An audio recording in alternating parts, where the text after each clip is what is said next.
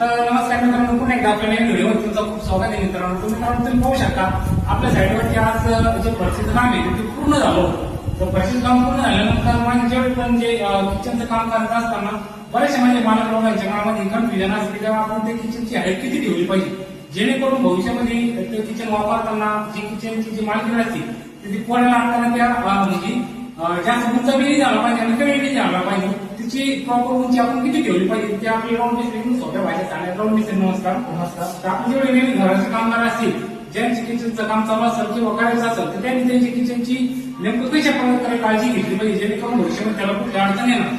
सर्वप्रथम ज्यावेळेस आपण किचनचे नियोजन करणार आहे प्लॅटफॉर्मचे, त्यावेळेस ना त्याचं नियोजन इतकं काटाकोर प्लॅन करणे गरजेचे आहे. म्हणजे भविष्यात जी आपली गृहिणी ज्यावेळेस ती स्वयंपाक करणार आहे तिला कुठल्याही प्रकारची अडचण नाही पाहिजे. कारण जर झालं तर आयुष्यभर आपल्याला तिथं ते काम करावं लागणार आहे, ती आयुष्यभर ती जळपूस केली पाहिजे. त्याकरता ज्यावेळेस तुम्ही प्लॅटफॉर्म करणार आहे तुम्ही कोणती डिझाईन करू शकता, तर त्याचं सर्वात महत्वाचं जे असेल त्याची हाईट किती घेतली पाहिजे.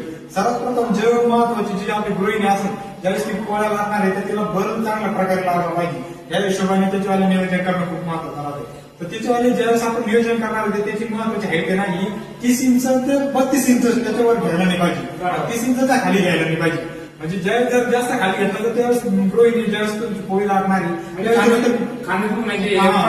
तिच्या कमराला त्रास होणार आहे. आणि जास्त उंच जर झाली तर ती ज्यावेळेस बल लावणार त्या पोळी लाटायला तर तिला पाहिजे तेवढा बल लागला जाणार नाही आणि आधी तिला तो आयुष्यभराचा त्रास होणार आहे. त्याकरता तुम्ही अशा पद्धतीने 30 ते 32 इंचचं किचन घेतला नाही पाहिजे आणि 30 इंचच्या खाली किचन घेतला नाही पाहिजे. ज्यावेळेस अशा पद्धतीने तुम्ही किचन करशाल तर भविष्यात तुम्हाला कोणची अडचण येणार नाहीये. आणि ह्या पद्धतीने जर किचन झाला तर इंटेरियर पद्धतीने नाही होणार आहे, नंतर तुम्हाला कोणताच त्रास होणार नाही. तर ठीक आहे मित्रांनो, ज्या पद्धतीने आपण राऊंड मिस्त्री खूप सोप्या व्हायचं नाही ज्यावेळेस तुम्ही तुमच्या किचन ज्यावेळेस करशाल त्याचे नियोजन करणं खूप महत्वाचं असतं. त्याची जी हाईट आहे ती हाईट योग्य पद्धती राहते, कारण की जो आयएसओ कोड राहतो, जो इंजिनियर पद्धती राहतो, जे इंजिनियर जे नियम असतात त्या नियमानुसार आपण कमी 30 ते 31 किंवा 32 इंच तुम्ही घेऊ शकता.